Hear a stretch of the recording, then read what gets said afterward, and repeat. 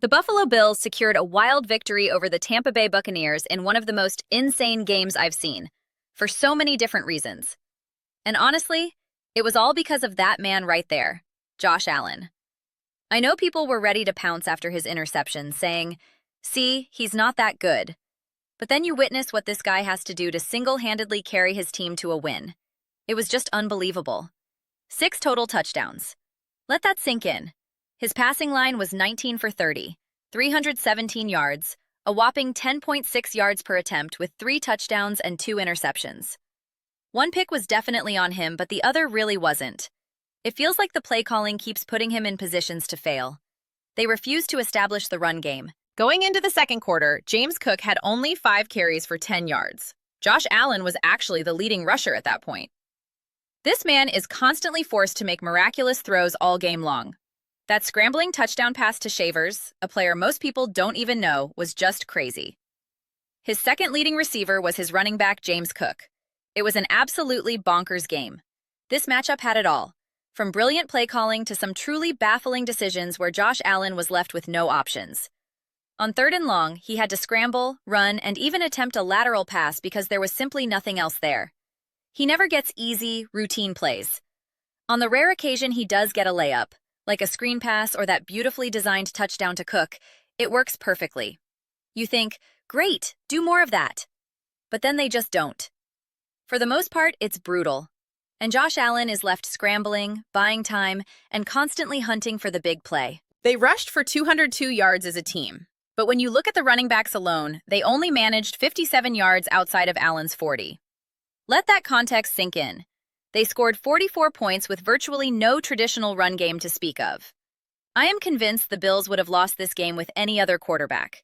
If you had a traditional, pocket-passing QB, you lose. The Buccaneers had a ton of offensive momentum. Fortunately for the Bills, Baker Mayfield gifted them one of his signature interceptions, which Buffalo immediately turned into points just 2 plays later. Mayfield's final line was 16 for 28, 173 yards, and 6.2 yards per attempt. He had some nice scrambles and didn't play poorly. That box score is a bit misleading, but the fumble and interception were costly. The Bucs' offense was truly led by their run game. The weight on Josh Allen's shoulders is immense.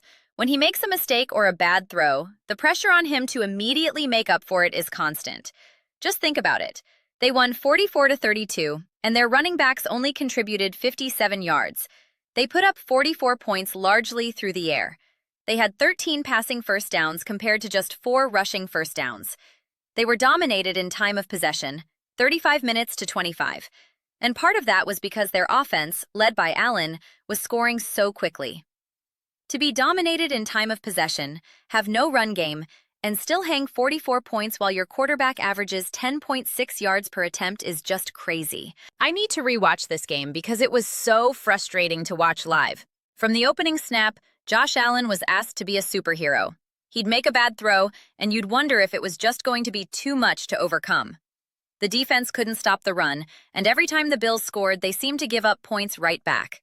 It was an exhausting game to watch, and it literally required a superhero performance, which is exactly what they got from Josh Allen, mixed with a couple of great play designs.